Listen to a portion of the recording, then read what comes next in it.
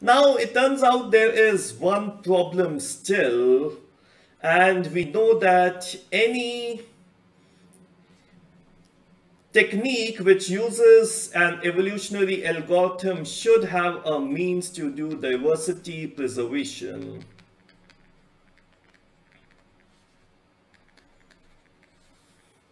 So I have to have some means to do diversity preservation. Now, this is not the class on diversity preservation. There was a previous class on diversity preservation. So there was a class which said fitness sharing. So fitness divided by the share value. What was the share value? Summated over all individual, the proximity. So the individuals nearby had high value, far off had low value. Or it was crowding. So I select a subset of population and then a child replaces the closest individual geographically. So any diversity preservation function, it takes. So diversity preservation can be done. There are multiple techniques. It's easy to do. There's nothing to talk about. So any diversity preservation technique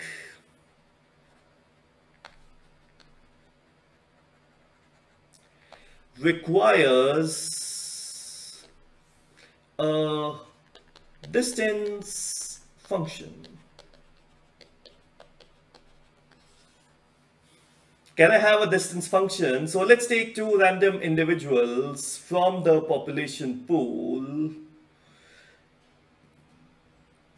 So let's just take in two random individuals from the population pool and see what happens. So these are two in random, this is the population pool. Let's take this one and let's take this one. So this is my, I'll have to virtually calculate distance between every individual. So this was the first one and this one is the second one.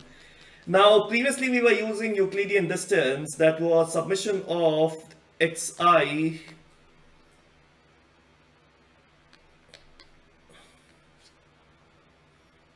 So the distance between individual I and individual j was given by the Euclidean distance over here. K is equal to 1 to number of dimensions.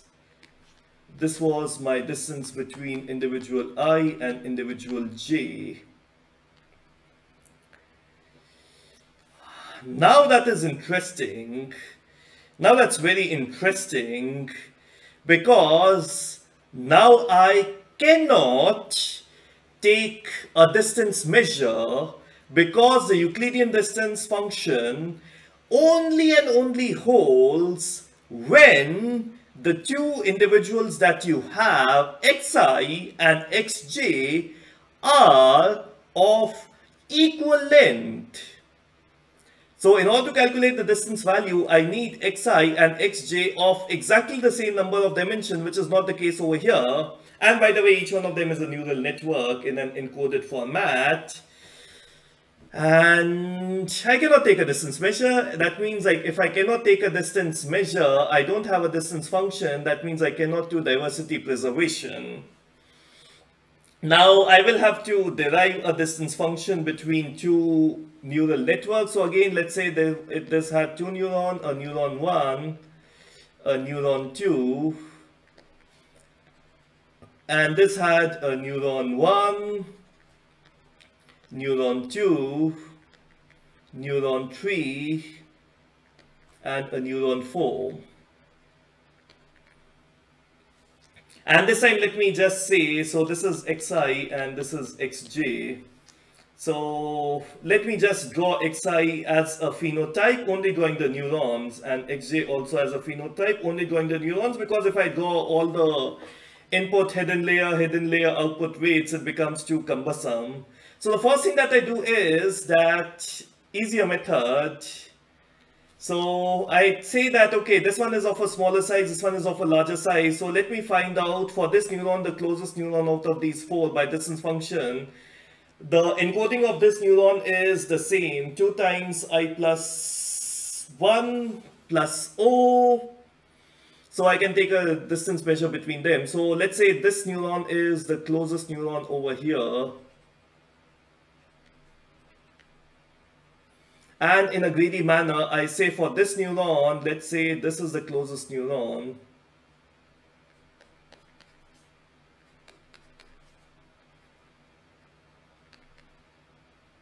And again, let me number the neurons. So let's say AB, 1, 2, 3, 4, xi and xj. So my distance function will be encoding of A minus it matches 2. This 2 is, okay, let's say alpha, beta, gamma, delta. Otherwise, I cannot take in real numbers. So it's A minus alpha, Euclidean distance, plus B minus beta, Euclidean distance, plus there are 2 missing neurons. So how many missing neurons? 2 times a very large penalty.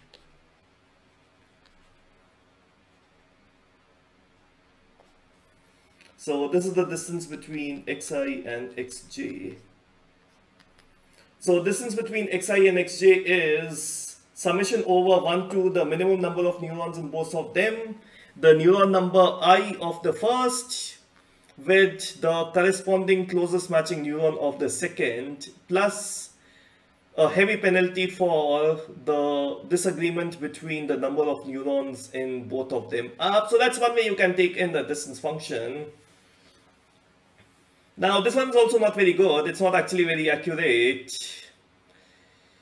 It's not very accurate. I mean, it's not extremely good because maybe this neuron's work was split to these 2 neurons and this neuron's work was split to these 2 neurons. So these 2 were collectively doing the work of this and these 2 were collectively doing the work for this.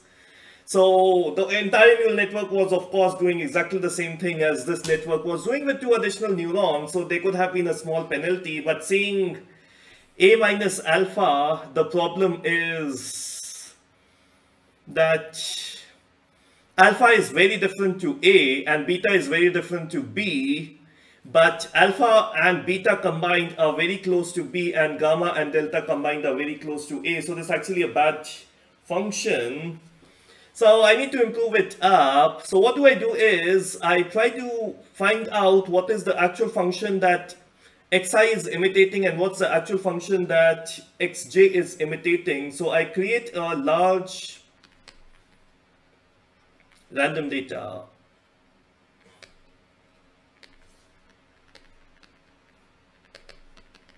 It's random. I just need to see how the 2 functions are behaving.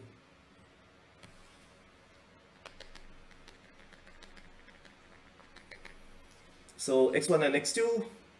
So I say output of xi on x1 and x2 and output of xj on x1 and x2. So you'll get some outputs over here. You'll get some outputs over here. And now these 2 networks are of equal size. So what I did was I converted xi into a phenotype. I converted xj into a phenotype. So xi is A and B, and then of course all these inputs, and xj is alpha, beta, gamma, delta,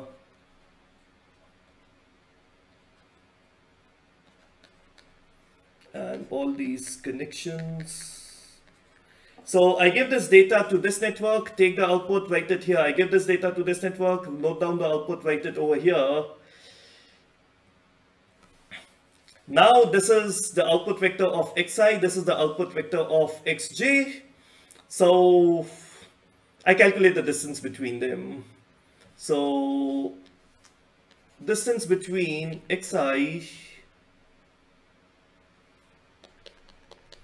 and xj is summation over my data. So let k be the pointer on this data.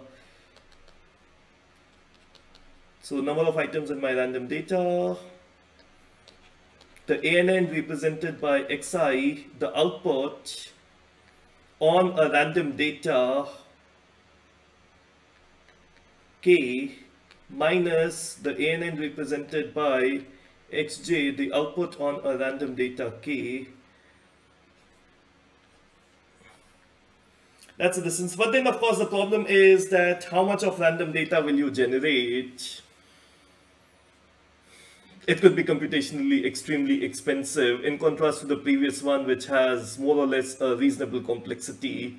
Here, the dataset size for a natural distance function could be extremely large, and that's why to keep the problem closer to the output, you can actually use subset of the actual data as the data over here to see how is it performing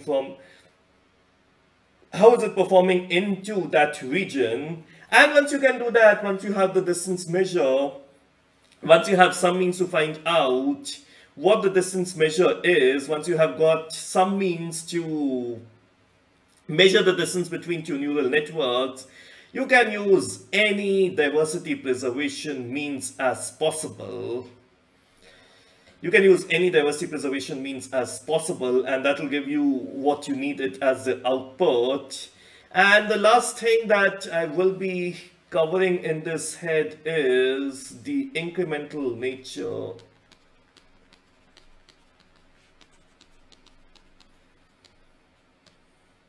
Now, previously what happened was k, which is the number of neurons, is variable, but when I generate in a random population, I need to say the first random individual will have these many number of neurons, 1 to 5.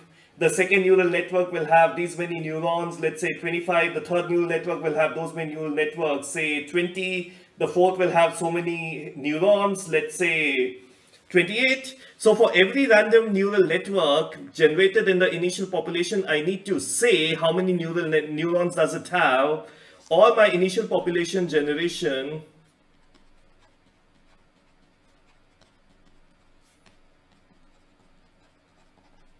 was something like this. For the first one, 4 neurons.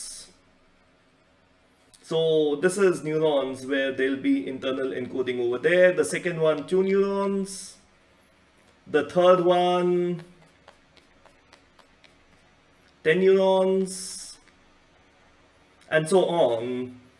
For the next one, let's say 30 neurons. The next one, 40 neurons. The next one, 5 neurons. The next one, 58 neurons. So I need to give these numbers of how many neurons. Of course, it will come from a distribution, but I need to know what range of neurons are good, and I may not have them. I may actually not have them. So that's still a handicap, that I need to still have approximate idea about what are the minimum number of neurons possible, which can be taken as 1, and what are the maximum number of neurons possible. But then that's very hard for me to specify. And because that's very hard for me to specify, this still has a problem. Now we take a natural inspiration, and a natural inspiration is from you and me.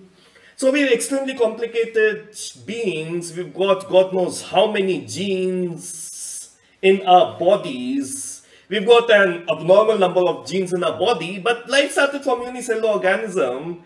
And then somebody thought that, okay, this unicellular organism are not doing good enough. So slowly they became multicellular organism, which had smaller number of cells. So from unicellular, we became smaller number of cells, and that was still not good enough. So we started to add more number of cells, and then more number of cells, and then something could happen, and then we added more number of cells. But eventually we did not keep on creating more complicated human beings and complicated organisms because dinosaurs got extinct. So there was a size limitation. So when we kept on expanding size of organisms and went up to dinosaurs, it was suddenly a bad design. They got extinct, except for movies. So we don't see them except for movies. They were extinct. So nature decided that, okay, it's enough of its limit. So let's not just go on increasing the size. There's a limit to that. So similarly, when birds became too large, they couldn't fly, but then their uniqueness and their existence was because they could fly, and then that became a problem. So again, those got extinct. So see, just such a beautiful algorithm nature has to create a harmony in the world, where it generated smaller organism and it kept on growing and growing and growing. And the moment you overdid it, it was like, dang, so let's kill that species. So there was a balance, there was a trade-off, there was a nice harmony, and the system could adapt and evolve in contrast to the current situation, in contrast to the current requirements, in contrast to what the current situation scenario was. And we will be doing exactly the same thing. So let's say there's a problem to be solved that requires some complexity, I don't know, that requires some number of neurons. I absolutely do not know how many number of neurons do I actually require. It's not given to me. I don't know it. So I don't know how many neurons do I actually require. I cannot make a guess. So let's start off with very simple neurons. Let's start off with very simple neurons. So let's start off with one neuron. And therefore what I do is, in most of my initial population, I generate only one neuron. So that's my initial population. So I just generate one neuron, all individuals. Now what will happen is, some individuals will have the add neuron structural mutation, and from 1 they will become 2. If it's good, they'll be retained. So my population at the next time, so a multicellular organism just got formed. So this is generation 1 and this is generation 2. We'll have some 2 neurons. Then some of the 2 neurons will try 3 neurons. So this is my generation 3. If it's good, which hopefully will be, I'll have some 2 neurons, some 1 neuron, and some single neuron. If single neuron is bad, it'll get extinct, and so on and so forth. So I'll keep on adding by structural mutation the number of neurons, and because I need to give an initial boost to the number of neurons, I create a new operator called as the insert operator.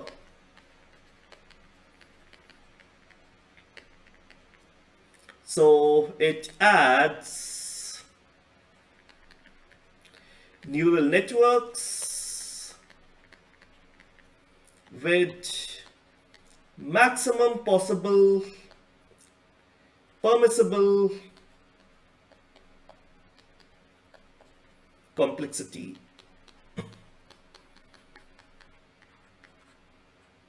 Into the network, and the maximum permissible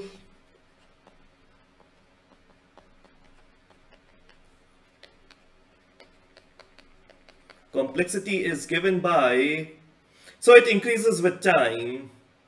So that's the rate of increase of complexity with time, and this is the time or the generation subjected to the size max. So otherwise you will get extremely large networks. So first generation I only allow 1 neuron, second generation I add some 2 neuron ones, the third generation I add 3 neuron ones, the fourth generation I add 4 neuron ones, the fifth generation I add 5 neuron ones. And that's how I increasingly increase the size of my network.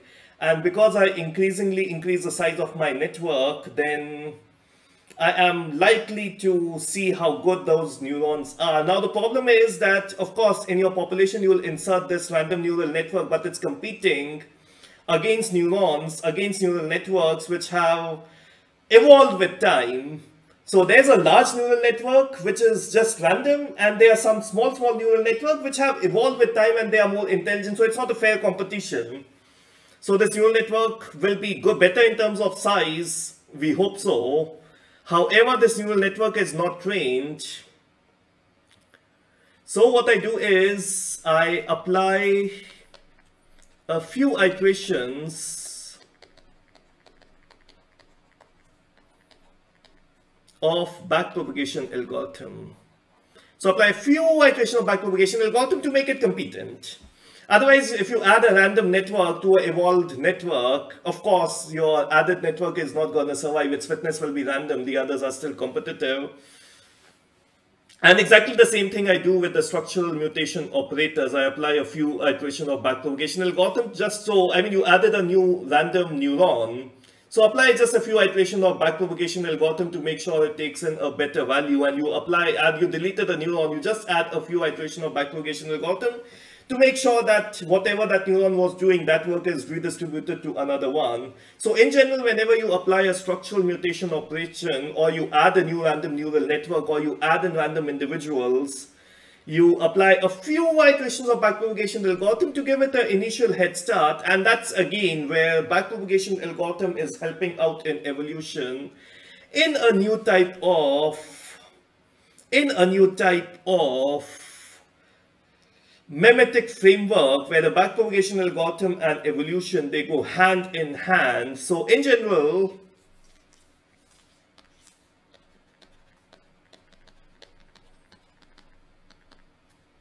structural mutation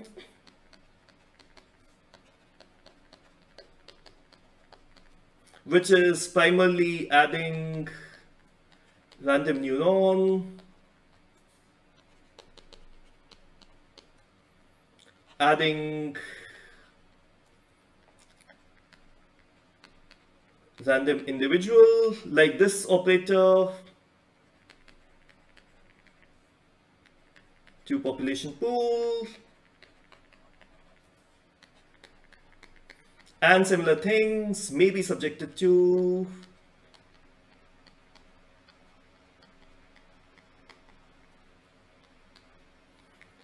a few iterations of the backpropagation algorithm.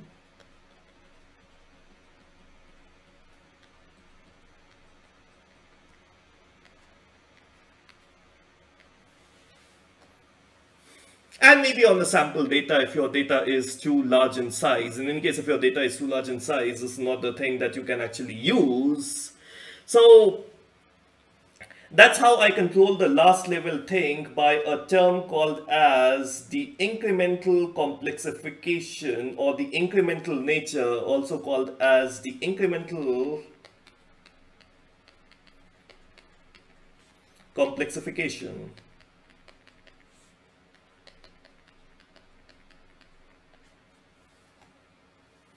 So what else it does is that I said that the number of neurons could be variable, but then I try with smaller number of neurons, then more, then more, then more, then more, then more, then more. Eventually, I'll add very large number of neurons. I'll add individuals which have too many neurons, but because of the regularization parameter, they'll get very bad fitness and they'll die. So that's the nature telling me it's enough that your neural networks, whatever you're injecting because of a very large number of neural network, because of the regularization parameter, they are all dying, while the smaller ones are surviving. They are ideal fit. The MSE will ensure there is no underfit, and the regularization parameters will ensure it's not overfit. So they are the ones which are surviving. So that's what is the incremental complexification in nature.